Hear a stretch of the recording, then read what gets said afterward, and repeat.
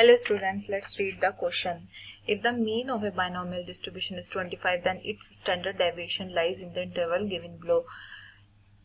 Close interval 0 to 5, open interval 0 to 5, close interval 0 to 25, open interval 0 to 25, close interval. ठीक है, so let's solve this question. So हमें पता है binomial distribution represented by Bn.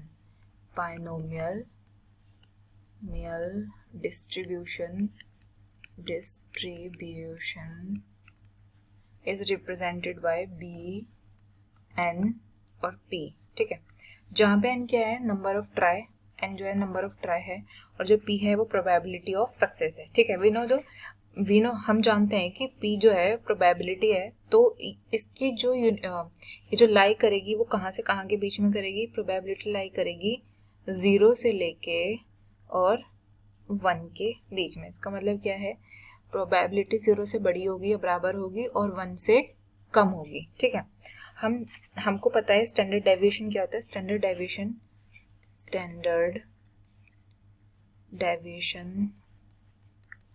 Deviation equals to under root n p q, मतलब कि sigma equals to under root n p q. और यहाँ पे क्यू की वैल्यू क्या होती है, हमेशा क्यू की वैल्यू होती है p माइनस 1.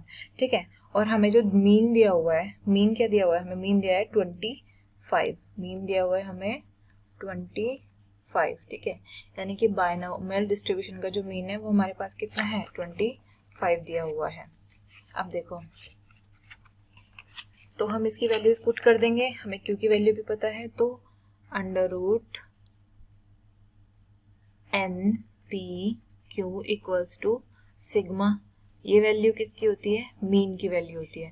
तो इसकी जगह हम क्या लिख देंगे, अंडर रूट 25 और क्यू की जगह 1 minus p equals to sigma. अब देखो हमारे पास जो p की वैल्यू है वो कहाँ से कहाँ तक है. हमारे पास जो p की वैल्यू है 0 से बड़ी या इक्वल हो सकती है और p की वैल्यू 1 से हमेशा छोटी होगी. अब इसमें क्या करेंगे, माइनस साइन की मल्टीप्लाई कर देंगे. ठीक है, मल्टीप्लाई बाय -1 तीनों जगह. ठीक है, अब देखो क्या करते हैं, ये तो 0 ही रहेगा. अब मल्टीप्लाई करने से क्या होगा, जो साइन है ये चेंज हो जाएंगे. ठीक है, तो ये क्या हो जाएगा 0, ये हो जाएगा माइनस p और ये हो जाएगा 1. ठीक है, ये हो जाएगा -1 -1 इज लेसर देन और इक्वल टू -p हो जाएगा. अब हम दोनों साइड क्या कर देते हैं, ऐड 1. ठीक है, तो अब यहाँ पे क्या हो जाएगा, 1 is greater than 1 minus p और यहाँ पे क्या हो जाएगा, इक्वल टू 0 हो जाएगा यहाँ पे. अब यहाँ पे हमने ये कर दिया, अब हम दोनों साइड रूट कर देते हैं. तो 1 का रूट क्या होगा, 1 ही होगा, और ये किस में आ जाएगा, रूट में आ जाएगा, और 0 भी रूट में क्या हो जाएगा, 0 ही हो जाएगा. अब क्या करेंगे हम, नेक्स्ट स्टेप क्या है हमारा, 5 से मल्टीप्लाई कर देंगे दोनों साइड. ठीक है, सो 0 इज लेसर देन मल्टीप्लाई 0 की 5 से मल्टीप्लाई करेंगे तो 5 ही आएगा, मतलब 0 ही आएगा, और यहाँ पे 5 से multiply by 1 minus p is lesser than 5.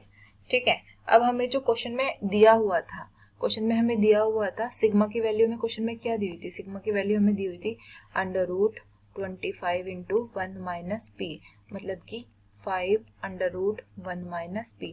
हम इस वैल्यू को क्या लिख सकते हैं, हम सिग्मा लिख सकते हैं. ठीक है, अब देखो यहाँ पे हमारे पास वैल्यू आ गई, यहाँ पे सिग्मा आ गया और ये लेसर देन क्या हो गया, 5 हो गया.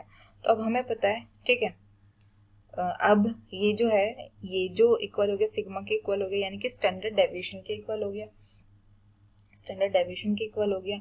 अब देखो ये हमें साफ पता चल रहा है कि यहाँ पे क्लोज इंटरवल इसकी वैल्यू यानी कि सिग्मा की वैल्यू यानी स्टैंडर्ड डेविएशन की वैल्यू क्या होगी, close interval 0 to 5 open interval. ये हमारा कौन सा ऑप्शन है, ये हमारा option number A is correct. Option A is correct.